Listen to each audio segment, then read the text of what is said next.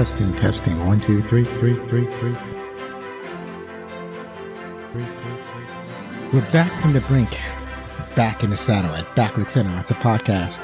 I'm your host, Zo, that's Z-O or Z-O, if you're outside of the U.S. And we're taking a look back at the movies of yesteryear. This is a bonus episode. Thank you for downloading and streaming. We really appreciate it. Now, while I usually talk about the movies of yesteryear that came out in the late 1900s, today I want to talk about a movie that came out this weekend. That movie is Godzilla Minus One. So, a little bit about this movie. A young kamikaze pilot returns home to a devastated Japan, not having fulfilled his ultimate duty. He returns haunted by a singular horrific event that he experienced in the closing days of the war, an unimaginable attack from a dinosaur-like creature. In the face of his trauma, he tries to rebuild his life with his found family, but the monster of his dread has returned to Japan and is seemingly bent on destruction. A gargantuan monster that locals have named Godzilla. So this movie is, as you know, a Japanese film with subtitles. And before I give you my spoiler-free impressions, I want to go through some of the people who put this movie together. Now, I'm going to pronounce these names the best I can. I'm going to give it the old college try. But I can guarantee you I am going to mess some or all of these names up. But just remember, I'm doing my best, and I apologize if I mess them up. So I want to give you the name of the actor, the character they play, and some context as to what they're doing in the movie. So first up is Ryonosuke Kamiki. He plays Koichi Shikishima. He is the hapless kamikaze pilot. He's the main character of the film, and a lot of the driving force of this story is through his character. Then it's Minami Hamabe. She plays Noriko Oishi. She is, for the lack of a better word, Shikishima's girlfriend. Then there's Yoki Yamada. He plays Shiro Mizushima, also known as Kid. He is one of Shikishima's co-workers. Minutake Aoki plays Sosaku Tachibana. This is an aircraft mechanic that is very important to the story. Haritake Yoshioka plays Kenji Noda, also known as Doc. This is another member of Shikishima's crew, or another co-worker. Sakura Ando plays Sumiko Ota, and she is kind of a sister to Shikishima.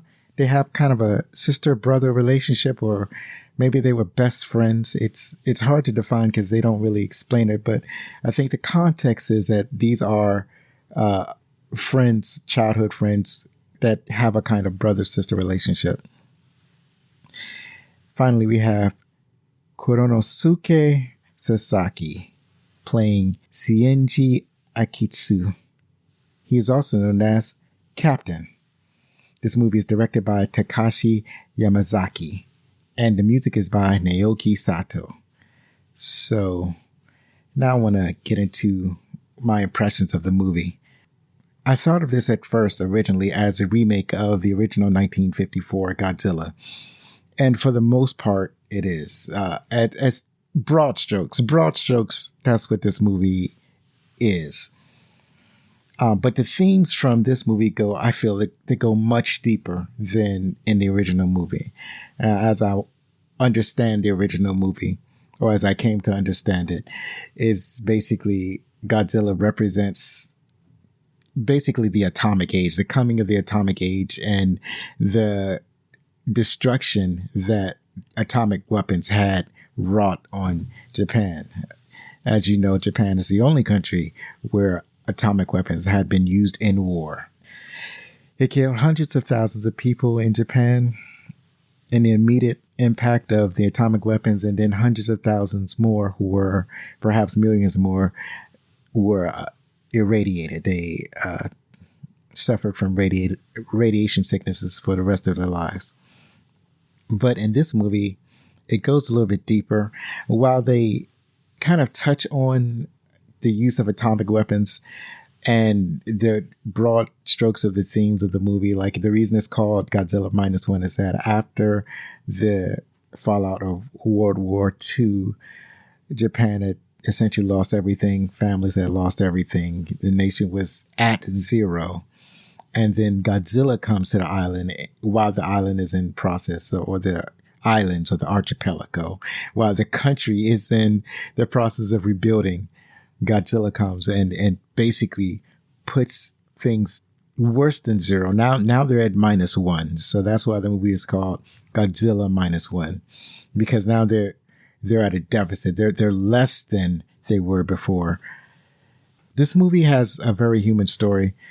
So I know that one of the complaints about watching like monster movies and Godzilla movies in particular is that it takes focus off the monster and puts it on the humans.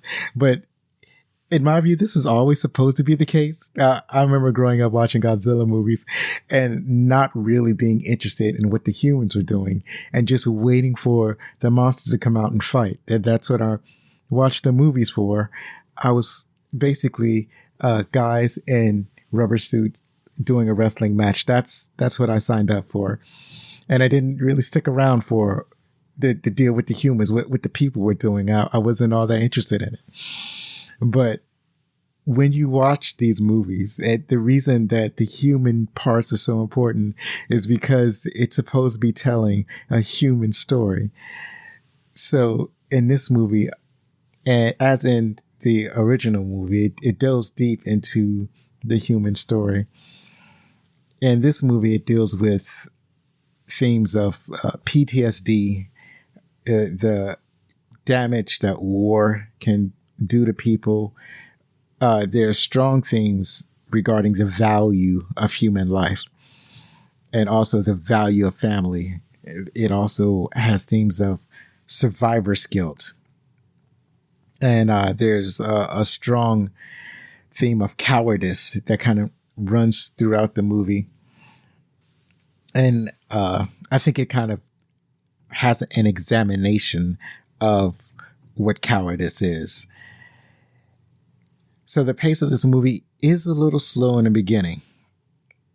I think they really wanted to build the tension by slowing down the pace. I think that was the intent of it, but it's probably a little, they could have picked it up a little bit. As I said earlier, the human stories really matter in this movie. There are lots of human connections, people building things together. They're building relationships, they're building homes. There's a lot of connection there. And these connections are built just because it matters. It matters in this movie. So you have the human connectors built, and then I think this enhances how truly horrific Godzilla is. So this movie it wants to display Godzilla as a truly terrible monster, just a force of angry nature. Just I don't know if it's supposed to be anger personified, or he's supposed to once again represent the atomic weapon. I think what he's meant to represent is just pure destruction, just something that comes along and just wrecks everything in a person's life. I mean, not just the life of a country or the life of a people, but the life of a person. It's like it kind of represents the things that come into your life. They're just totally like when you're trying to build a life and you're trying to create something meaningful. There are circumstances and there are events that come along, and then they'll just destroy everything that you were trying to build. And this movie kind of represents that fantastically. And Godzilla is a personification of that.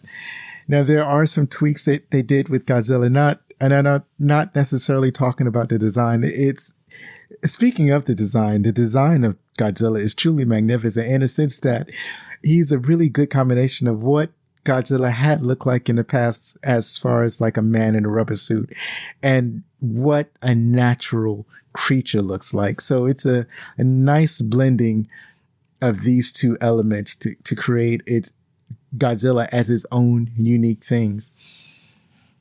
Now, as far as that goes, there's nothing sympathetic about Godzilla in this movie. This is not somebody that you want to cheer for. This is a monster, and not particularly, doesn't have any particular, I don't know, like, it's not malicious motivations, I don't think, but at the same time, just he almost has a need to cause destruction, and you don't feel the need to cheer for him like you might cheer for him in any other Godzilla movie. He doesn't want any friends. He doesn't have any old friends, and he doesn't want any new friends. So that is the character. That's the character that you're dealing with in this movie. I mean, he has two moods. He has angry and truly pissed all the way off. Those are the two modes that Godzilla has.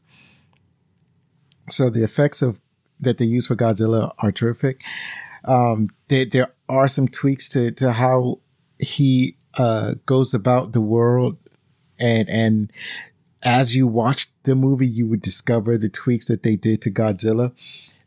It makes him at the same time more lifelike and more horrifying. And as I said, truly a monster, not a very nice being, if that could be said. So my verdict of Godzilla is it's a very impressive movie. I really enjoyed it. I thought that I was going to have trouble keeping up with the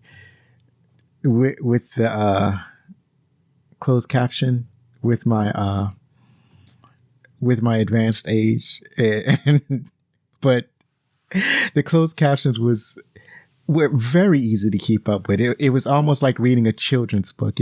You won't have any, if you have any trepidations about reading the subtitles, you fear not. It's very easy to keep up with. And I like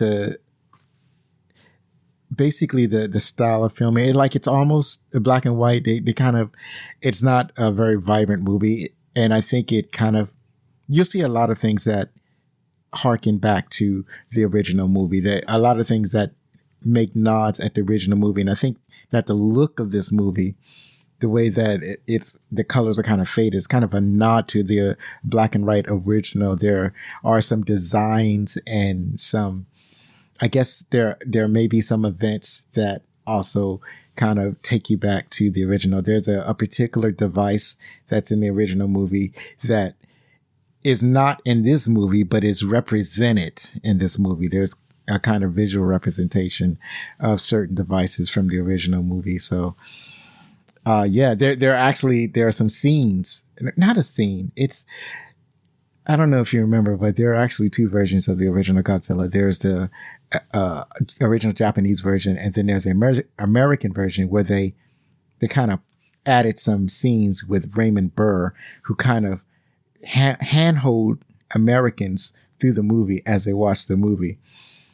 So he's a character that kind of appears throughout the movie. And there's a moment that kind of pays homage to his presence in the original movie, or the American version of the original movie, I should say. So yeah, should you go see it? Absolutely. You should definitely go watch Godzilla Minus One. This, both me and Zachary had a great time watching this movie. It was a fantastic piece. When you get the chance, go out and see it. Hug your loved ones, and as always, be outstanding.